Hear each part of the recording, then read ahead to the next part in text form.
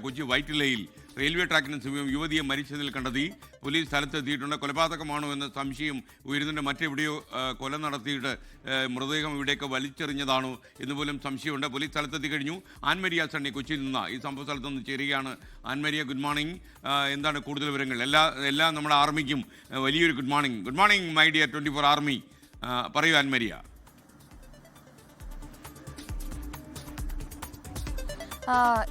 Good morning. ഇന്ന് വെളുപ്പിന് ഏകദേശം ഒരു 3 മണി സമയത്തോടു കൂടി ലോക്കോ പൈലറ്റിന്റെ ശ്രദ്ധയിലാണ് ഈ മൃതദേഹം കാണുന്നത്. ഏകദേശം ഒരു 30-40 വയസ്സിനിടയിൽ പ്രായം തോന്നിക്കുന്ന സ്ത്രീയുടെ മൃതദേഹമാണ് അവിടെ റെയിൽവേ ട്രാക്കിനോട് സമീപമായിട്ട് കണ്ടെത്തിയിരിക്കുന്നത്. ഇത് ആരാണ് എന്നതടക്കമുള്ള കാര്യങ്ങൾ ഇതുവരെ വ്യക്തമായിട്ടില്ല. ആളെ ഇതുവരെ തിരിച്ചറിഞ്ഞിട്ടില്ല. ഇത് കൊലപാതക സൂചന എന്നാണ് നിഗമനത്തിലേക്ക് തന്നെയാണ് പോലീസ് എത്തിച്ചേർന്നിരിക്കുന്നത്. അതിൽ പ്രധാനമായിട്ടും പോലീസ് ചൂണ്ടിക്കാണിക്കുന്ന കാരണങ്ങളിൽ ഏറ്റവും പ്രധാനപ്പെട്ട കാരണം ഒന്ന്, ആ മൃതദേഹം വെച്ചിരിക്കുന്ന ട്രാക്ക് എന്ന് പറയുന്നത് ട്രെയിൻ പോണ ട്രാക്കല്ല. ആ ഒരു ട്രാക്കിൽ കൂടെ ട്രെയിൻ പോകുന്നതല്ല. അതുകൊണ്ട് തന്നെ മറ്റൊരിടത്ത് കൊലപാതകം നടത്തിയതിനു ശേഷം അത് മർദ്ദിച്ച് കൊലപാതകം എന്നൊരു സംശയവും കൂടി പോലീസ് ഉന്നയിക്കുന്നുണ്ട്. ആ കൊലപാതകത്തിന് ശേഷം മറ്റൊരിടത്ത് കൊലപാതകം നടത്തിയതിനു ശേഷം അത് ആത്മഹത്യയാണ് എന്ന് തോന്നിപ്പിക്കുന്നതിന് വേണ്ടിയിട്ട് ഈ ട്രാക്കിലേക്ക് ട്രെയിൻ പോകുന്ന ട്രാക്കാണ് എന്ന് കരുതിക്കൊണ്ടാകാം ആ ട്രാക്കിലേക്ക് മൃതദേഹം കൊണ്ടെത്തിച്ചതാവാം എന്നൊരു നിഗമനത്തിലേക്കാണ് പോലീസ് എന്തായാലും എത്തിച്ചേർന്നിരിക്കുന്നത്. കൊലപാതകം എന്ന സൂചനയോടുകൂടി തന്നെയാണ് പോലീസ് മുന്നോട്ട് പോകുന്നത്. ആദ്യഘട്ടത്തിൽ ആത്മഹത്യ എന്നുള്ളൊരു നിഗമനം കൂടി വന്നിട്ടുണ്ടായിരുന്നു. പക്ഷേ ആ ട്രാക്കിൽ കൂടെ ട്രെയിൻ പോകുന്നതല്ല എന്ന്, അതുകൊണ്ട് തന്നെ അതൊരു കൊലപാതക സൂചന തന്നെ എന്ന രീതിയിലേക്കാണ് പോലീസ് എത്തിച്ചേർന്നിരിക്കുന്നത്. ഇത് മറ്റു കാര്യങ്ങൾ, ഇൻക്വസ്റ്റ് നടപടികളൊക്കെ ആരംഭിച്ചിരിക്കുകയാണ്.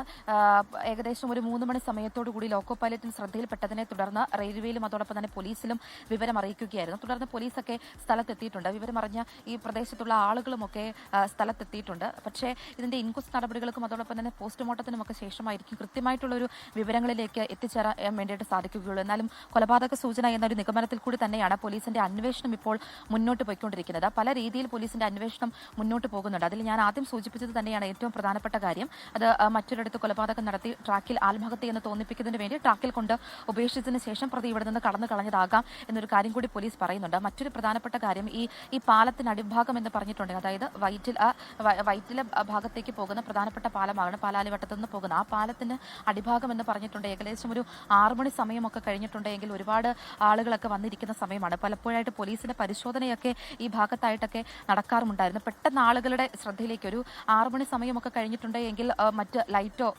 വെളിച്ചങ്ങളോ കാര്യങ്ങളോ ഒന്നും ഉണ്ടാവുകയില്ല.